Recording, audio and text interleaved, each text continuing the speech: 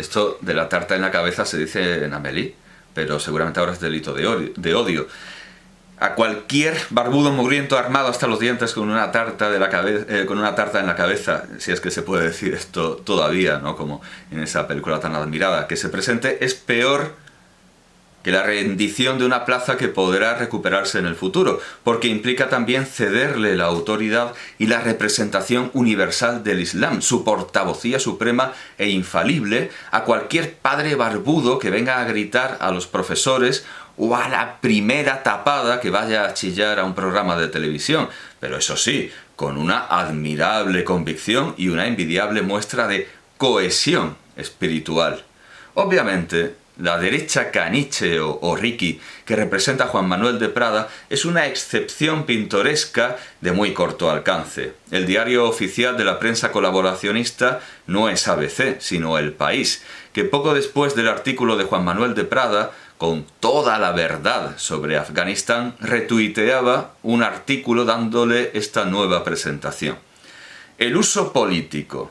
Leo, el uso político de las imágenes de las universitarias en minifalda paseando por Kabul en los 70 alimentan grupos ideológicos desde hace años. Las fotografías se han reproducido de forma intensiva para fomentar la islamofobia.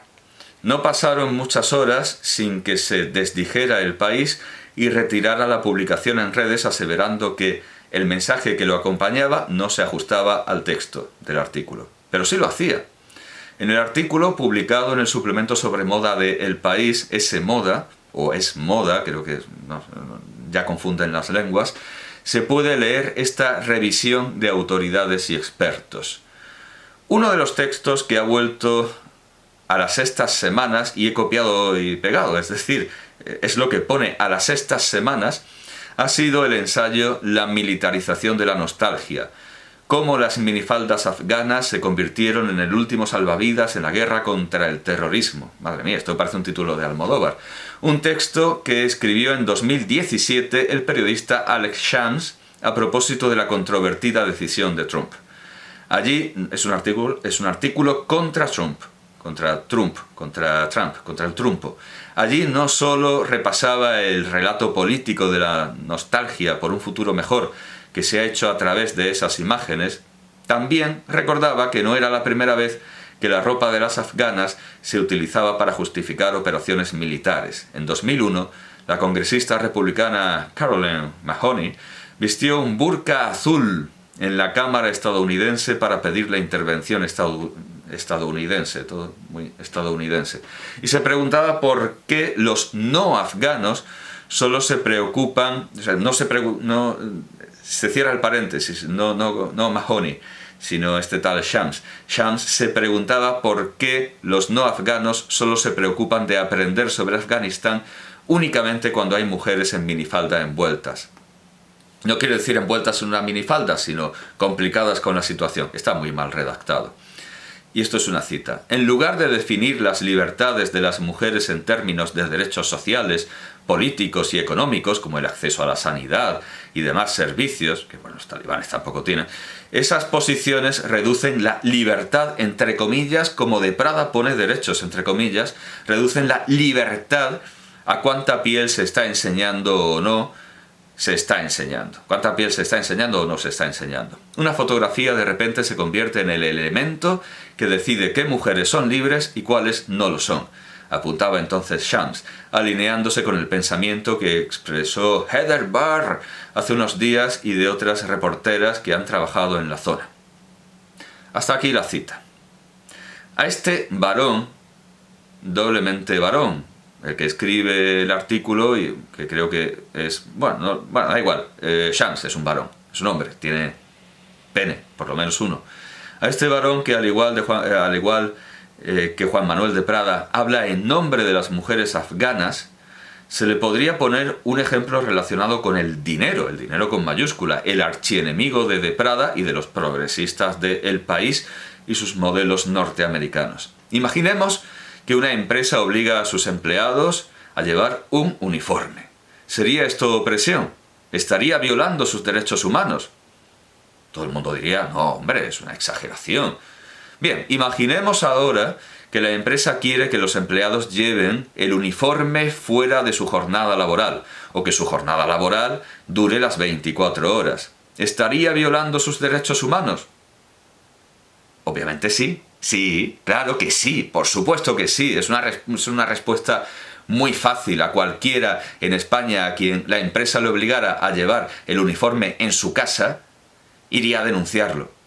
Por trato degradante, estuviera en el país en el que estuviera, existiría la figura jurídica para ir contra la empresa. Trato degradante,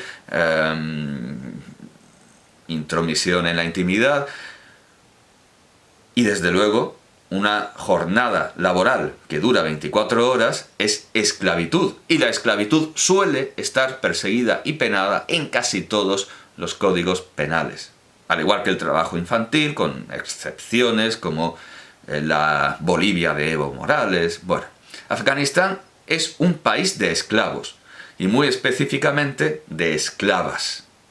El artículo sí liga la nostalgia por las afganas en minifalda con la islamofobia, que es lo que decía el tuit de reparación que no hacía, sí lo hace, sí liga la islamofobia con las afganas en minifalda, porque liga lo afgano con lo islámico, entendiendo por lo islámico las muy recientes invenciones de los talibanes. Paradójicamente, a la izquierda a la que sirve de portavoz El País, el catolicismo en América les parece colonialismo invasor y hace llorar a la Pachamama y a Xipetotec, el señor desollado, nuestro señor desollado. Y la burka en Afganistán es identidad autóctona y originaria, y volar los budas de Bamiyan es resistencia contra el opresor, aunque fueran la identidad de Afganistán antes que el Islam, y decididamente mucho antes que las burkas. Islam, nuevamente, es lo que ellos digan. Islamofobia es compartir imágenes de musulmanas en minifalda y no volar mezquitas y torturar, violar, asesinar a musulmanes, que es lo que hacen los yihadistas, por los que piden comprensión y tolerancia, diciendo incluso que son víctimas como tantos, porque están adoctrinados, los pobres no saben lo que hacen. Cierto es que los yihadistas se justifican diciendo que los musulmanes a los que descuartizan no son verdaderos musulmanes, en un arco condenatorio que va desde considerarlos pecadores, como hacen los talibanes, y esto pasando por apóstatas, herejes, llegan hasta kafres o paganos, como hacen los takfiritas del Estado Islámico. Por supuesto que el Islam no autoriza a torturar, violar y asesinar a apóstatas, herejes, kafres ni paganos, pero los yihadistas tiran entonces de su nombre y toman ejemplos de lo que hicieron los musulmanes en tiempo de guerra, en sus orígenes, fingiendo, como en tantas tiranías y al estilo de 1984 de Orwell, que se hallan en una guerra permanente, en una guerra sin fin, sin fisuras. Cada día es una guerra. Y una guerra real, y no simbólica. Nada de esfuerzo ni nada parecido. No, no. Ellos sostienen que hay una guerra con potencias combatientes. Y nunca ha habido un armisticio. Por lo tanto, pueden hacer lo que les dé la gana porque están en tiempo de guerra. A nadie se le escapará, en cambio, que la guerra siempre ha tenido sus reglas, y que el concepto de crimen de guerra no es una novedad ni una de esas aberraciones occidentales ante las que se santigua ese diablo predicador que es Juan Manuel de Prada. En ninguna parte hallarán que el profeta, sus compañeros o sucesores fueran por ahí violando a quienes habrían de convertir, a quienes tendrían que estar convirtiendo, salvo, naturalmente, en los escritos de sus ulemas viciosos y corrompidos que, gracias a ABC y El País, se consideran automáticamente sharia y pura ortodoxia, así los enarbole un Chewbacca con chilaba y lanzagranadas. El argumento nacionalista, esto es lo que hacemos en Afganistán, y los no afganos que se callen, que no son de aquí y no lo entienden y no saben que esto es lo mejor del mundo. Ese argumento es además profundamente antiislámico. No solo porque se le ligue una interpretación extravagante y criminal, y más criminal que extravagante, que ya es decir, sino porque el profeta del Islam no era un nacionalista. No quiso que su mensaje se lo quedaran los árabes y lo disfrutaran solo ellos. Tenemos aquí el Islam, y se gozaran en el hecho diferencial, gozaran con ser diferentes, con la identidad originaria, los pueblos originarios. Solo lo tenemos nosotros, que somos los pueblos originarios, y la pureza racial, sino que fue un imperialista. El profeta fue un imperialista que quiso que otras naciones, otras culturas y otras lenguas aprendieran el mensaje, aprendieran la lectura, la recitación, la noticia en árabe. El profeta del Islam no solo era un proselitista que quisiera expandir su religión con la lengua, sino un colonialista que la expandió con la hoja de la espada, cuyo uso, por cierto, en tiempos en los que no solo el futuro de su doctrina estaba amenazada, sino también su propia vida. El profeta estaba amenazado y tuvo que huir. Esos usos de la espada los remedan blasfemamente los yihadistas de hoy, inventando conflictos de los que solo ellos son causa. El nacionalismo es antiislámico, como lo es también anticatólico. Y hablar de decolonización del Islam, decolonización así sin ese, decolonización como decolorar, eso es un absurdo y una paradoja lógica, ya que decolonización es un barbarismo, ni siquiera es buen español, suministrado por profesores occidentales anglosajones blancos. Curiosamente, cuando por fin la prensa colaboracionista se decide a preguntar a una mujer musulmana, las respuestas que haya van únicamente en ese sentido, de la decolonización. Por supuesto que no le preguntan a una mujer musulmana afgana, sencillamente porque los representantes de la Sharia, que Juan Manuel de Prada ve preferible a las aberraciones occidentales, o peor, esa mujer que supuestamente prefiere la Sharia a las aberraciones occidentales, si hablara, si se expresara, bueno, pues sencillamente la matarían por hablar, simplemente por hablar. ¿Qué hace una mujer hablando? Así de sencillo. Así que le preguntan a una musulmana nacida en Granada, que va vestida como querían en Egipto los hermanos musulmanes de los que se reía Sadat, y que obviamente han ganado. Los hermanos musulmanes han ganado, ellos y toda su familia, toda la familia de los hermanos musulmanes, sus cuñados, los sobrinos que da Dios a quien no tiene hijos y la madre que los parió. Esta ciudadana española, esta granadina, prueba patente de que Juan Manuel de Prada no sabe lo que dice cuando quiere expulsar a los escépticos renegados, indiferentes e irreverentes en beneficio de una cohesión espiritual que cada vez está más claro que no será otra que la islámica. Está obviamente colonizada, esta granadina está obviamente colonizada por la ideología, costumbres y usos sociales del norte de África. Pero ella se queja de que sufre, y no del norte de África que nos resulta más contiguo, del norte de África que está lejísimos, pero ella se queja de que sufre colonización por parte del mundo occidental.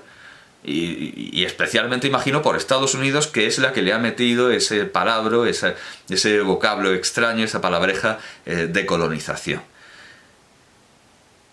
Y ese occidente estadounidense está muy lejos, pero es que ella ha nacido en Granada, ha nacido en el más claro Mashriq, ella es occidental, su identidad originaria es la occidental. La entrevista a esta mujer musulmana, publicada en El País en 2017, se titula El feminismo islámico es una redundancia.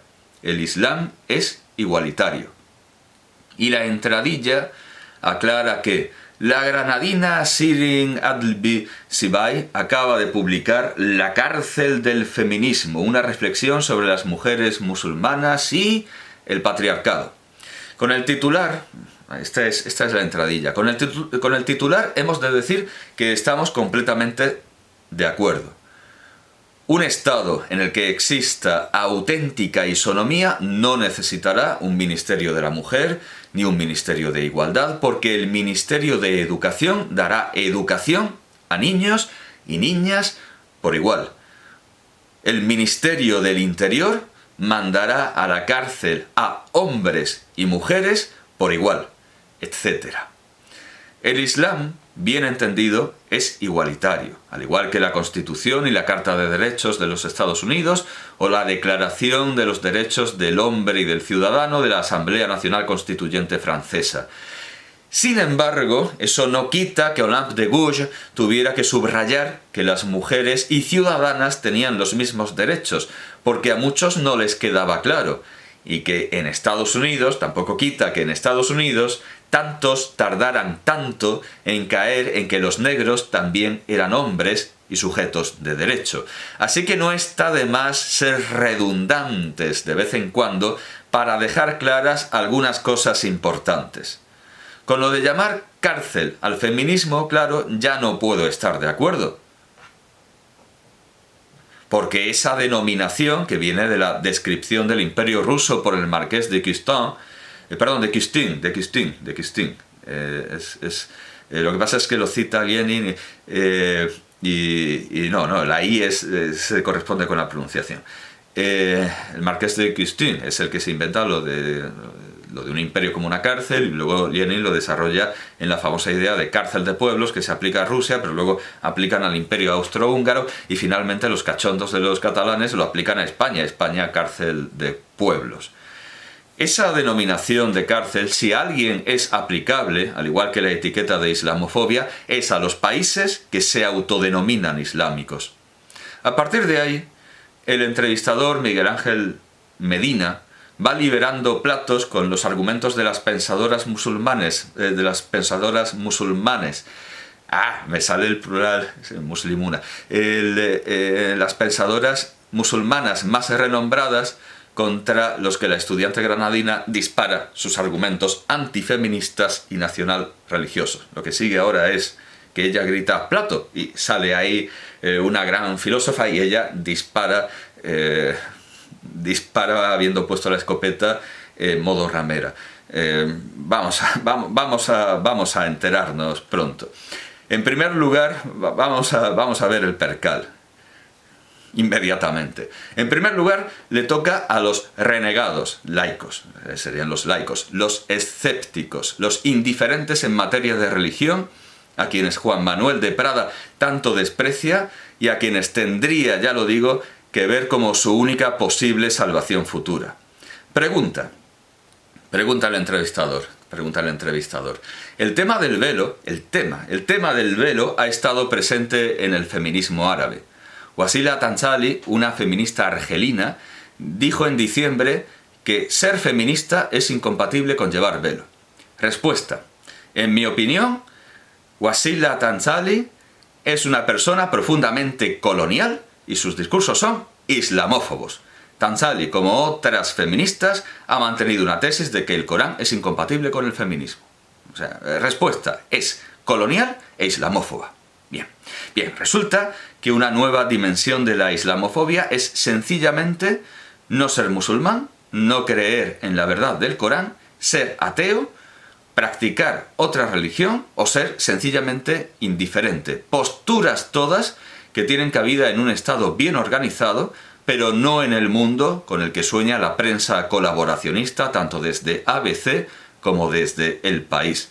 Admitamos que a pesar de ser árabe o arabófona, una escritora no puede considerarse voz de las mujeres musulmanas si no lo es, si no es musulmana, si es mujer pero no es musulmana, si es mujer y árabe pero no es musulmana, con lo cual resulta que nación y religión no están tan unidas como sostenía Shams. La lectura de los nazis islámicos y sus colaboracionistas es que las mujeres árabes no musulmanas son una especie de traidoras a la raza. Un tío Tom de vodevil que canta y salta y hace tonterías para divertir a los blancos, como, por cierto, se considera de esta manera y se los describe así a los diversos negros de Vox, porque no hay un negro de Vox, hay varios representantes políticos, varios representantes públicos de raza negra que están en el partido denominado Vox. Y a estos negros de Vox, que son más de los que hay en Podemos, a estos se les supone un discurso insuflado por el amo blanco. en tanto que esta estudiante vestida como quieren los ulemas egipcios habla desde lo más recóndito e íntimo de su identidad personal. Entiéndase que cuando hablo de los nazis islámicos estoy haciendo una comparación formal y funcional, como con los mongoles, y no expresando una continuidad, porque me alejo de la verdadera islamofobia, por lo que tiene de prejuicio no fundado en datos, de Michel Onfray, cuando dice en su tratado de ateología que muchos jerarcas nazis se convirtieron al Islam, cuando no ha encontrado más caso que los rumores, no los datos, los rumores que existen sobre Heribert Haim.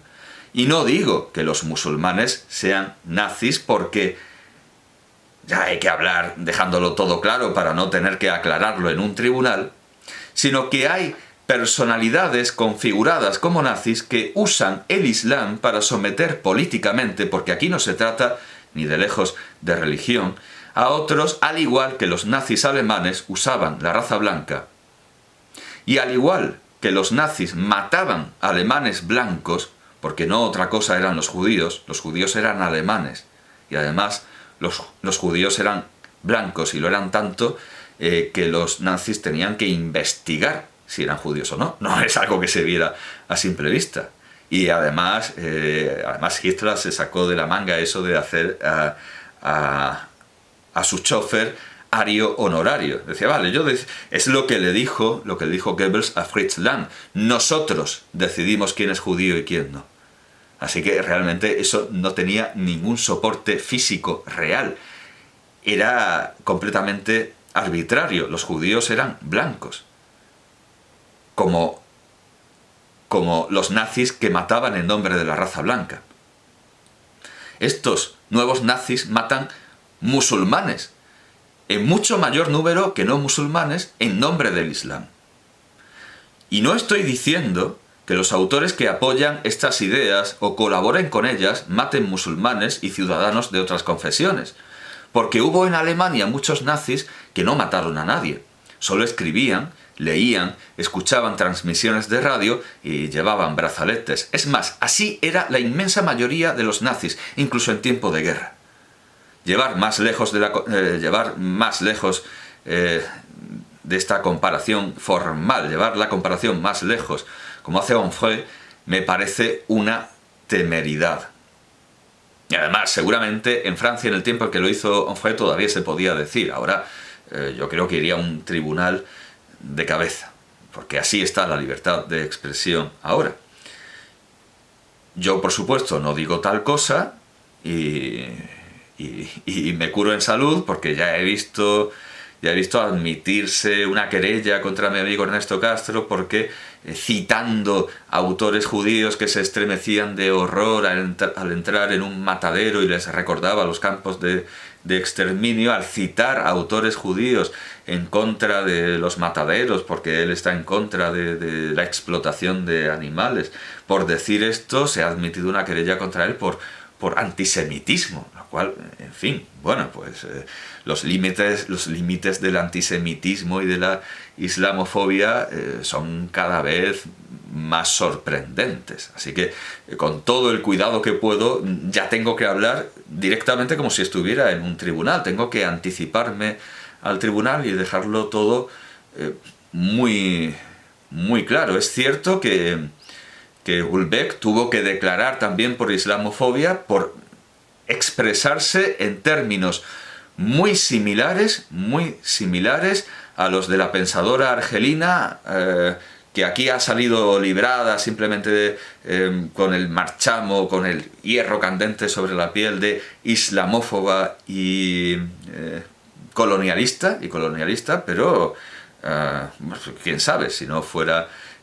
si estuviera en territorio nacional, a lo mejor la habrían procesado, la habrían procesado. Y Houellebecq no se expresó de manera muy diferente sobre el Islam que esta pensadora árabe, norteafricana, argelina. Reafirmaré, bueno, queda el consuelo de que salió exonerado, con el testimonio de Arrabal, que no es el primer juicio por blasfemia al que se presenta. salió exonerado, pero ¿cuántas más veces puede salir bien un juicio en el que esté en juego la libertad de expresión? Reafirmaré lo que he dicho a propósito de que el yihadismo no tiene nada que ver con la religión y que sus precipitadas y rudimentarias fórmulas heréticas se han hecho solo para obtener el poder político, recordando que el Estado Islámico no se propuso liberar los santos lugares de la Meca atacando a Arabia Saudita.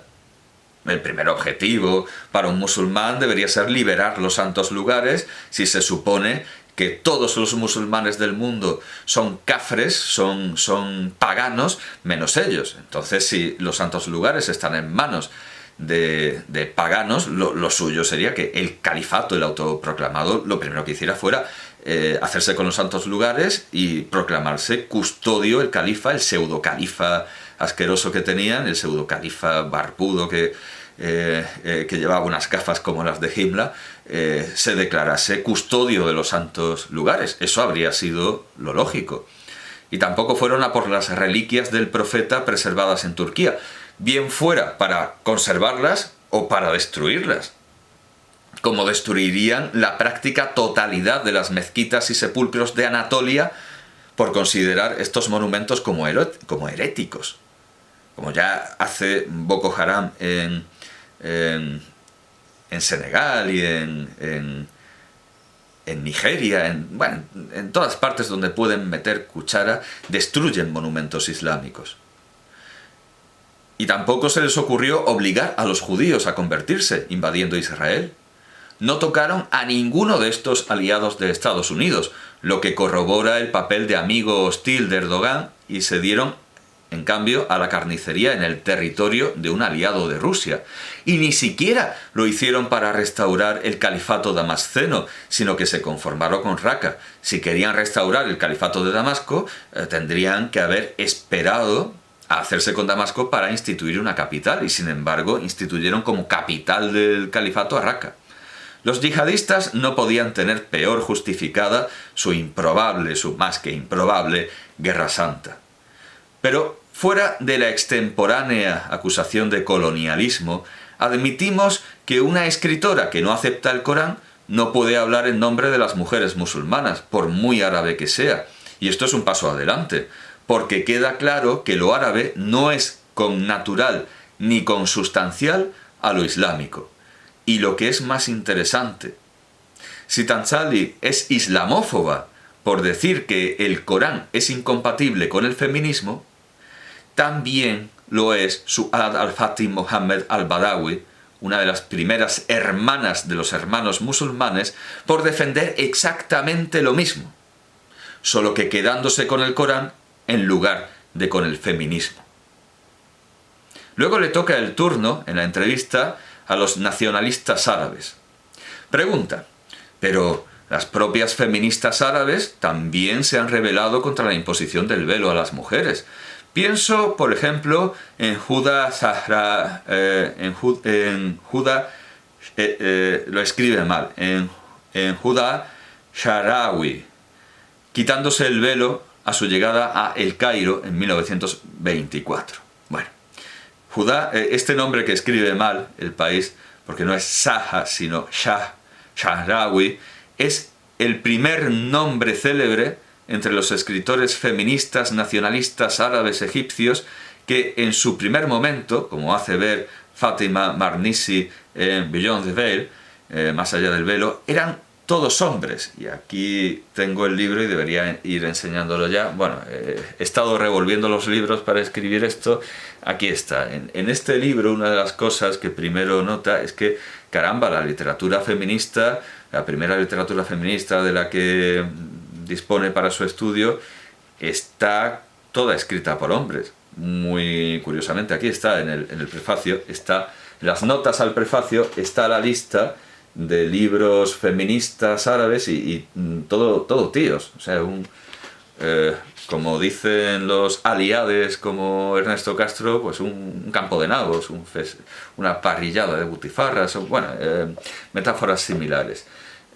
Todo hombres, aunque el libro de Farida Shahid, Grandes Ancestros, Mujeres defendiendo los derechos en contextos musulmanes, de 2012, ese libro descubre muchísimos nombres anteriores y simultáneos y contemporáneos que han sido sepultados en el impenetrable bosque